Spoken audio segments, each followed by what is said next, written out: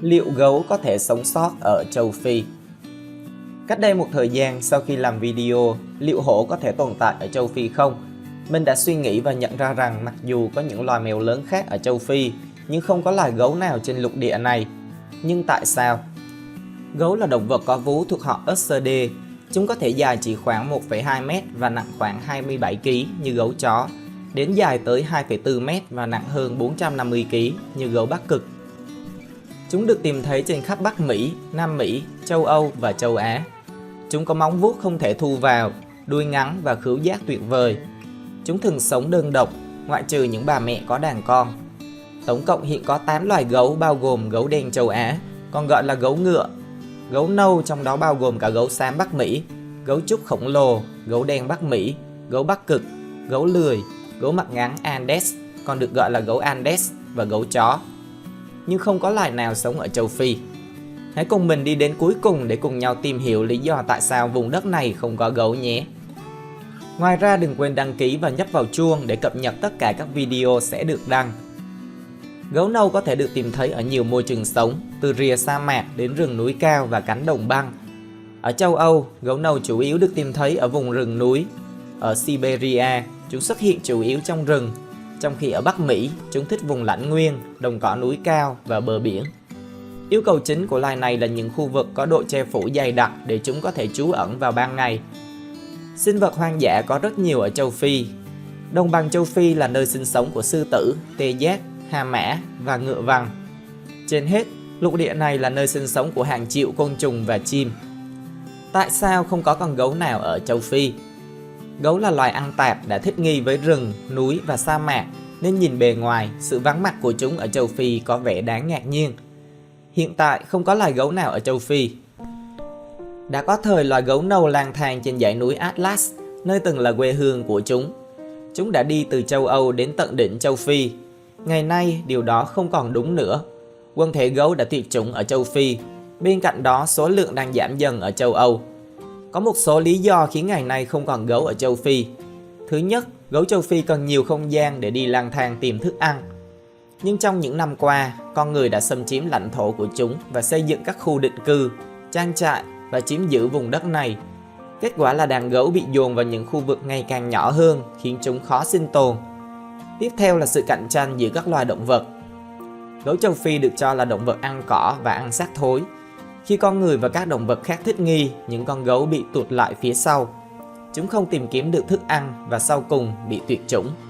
Cuối cùng, chúng ta có nạn săn trộm. Con người đã săn bắt động vật hoang dã trong nhiều thế kỷ và kết quả là một số loài đã bị săn bắt đến tuyệt chủng. Đã từng có loài gấu nào ở châu Phi chưa? Mặc dù hiện tại không có loài gấu nào ở châu Phi, nhưng trên thực tế có bằng chứng cho thấy chúng từng tồn tại ở đây. Gấu Atlas sống ở Bắc Phi và là một phân loài của gấu nâu. Chúng bao phủ phần lớn rừng và núi Maroc, Libya và Tunisia. Chúng có bộ lông màu cam hơn một chút và khuôn mặt ngắn hơn, gợi nhớ đến họ hàng thế Miocene của chúng. Bộ lông của chúng dài 10-13 cm, mõm và móng vuốt ngắn hơn gấu đen Mỹ, mặc dù thân hình mập mạp và dày hơn. Gấu Atlas được cho là dài đến 2,7 m và nặng tới 450 kg. Người ta tin rằng loài gấu Atlas đã bị săn bắt đến tuyệt chủng. Đầu tiên là bởi người La Mã, những người sử dụng chúng để tổ chức các trận chiến trong đấu trường của họ, và sau đó là bởi những thợ săn khác. Con gấu Atlas cuối cùng đã bị giết vào những năm 1870. Trong lịch sử gần đây, không có con gấu nào sống tự nhiên ở châu Phi cận Sahara. Loài gấu duy nhất được biết là sinh sống ở khu vực này trên thế giới là loài gấu Agriotherium africanum, đã tuyệt chủng, sống ở châu Phi cận Sahara cho đến khoảng 2,5 triệu năm trước. Sự tiến hóa của loài gấu tiết lộ rằng Agriotherium africanum là những chiến binh đáng gờm với cú cắn cực mạnh so với bất kỳ loài gấu nào từng được biết đến. Do kích thước khổng lồ của chúng, các lý thuyết cho rằng loài gấu này có thể đe dọa các động vật khác để cướp xác thối, chẳng hạn như bò, ngựa, lạc đà và tê giác. Tuy nhiên, với thói quen ăn tạp, loài gấu châu Phi này được cho là chủ yếu ăn trái cây và thực vật.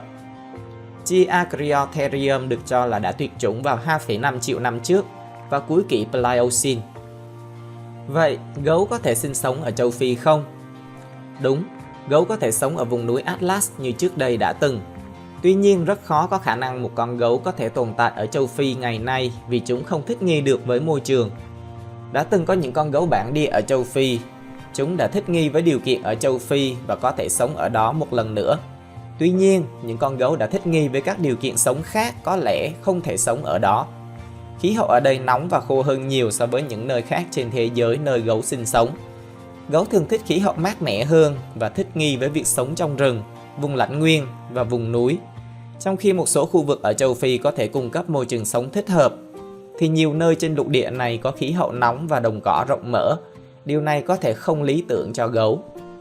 Ngoài ra, mình tin rằng khí hậu ở Bắc Phi, nơi gấu Atlas sinh sống, hiện nay nóng hơn nhiều so với vài trăm năm trước do hiện tượng nóng lên toàn cầu. Châu Phi cũng có rất nhiều loài động vật nguy hiểm có thể giết chết một con gấu như sư tử, linh cẩu và cá sấu. Gấu có thể sẽ phải đối mặt với sự cạnh tranh về thức ăn và lãnh thổ từ những loài hiện có này, cũng như khả năng bị săn mồi. Mặc dù một con gấu đực trưởng thành có thể uy hiếp một bầy linh cẩu hoặc một vài con sư tử cái để cướp thức ăn nếu như nó muốn.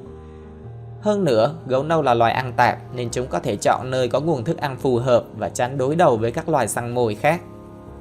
Khẩu phần ăn của gấu nâu thường bao gồm một loạt các thức ăn, tùy thuộc vào mùa và khu vực sống của chúng. Tuy nhiên, khẩu phần ăn chính của gấu nâu thường bao gồm thực vật. Gấu nâu là động vật ăn cỏ và thường ăn các loại cây, rễ, quả và cỏ.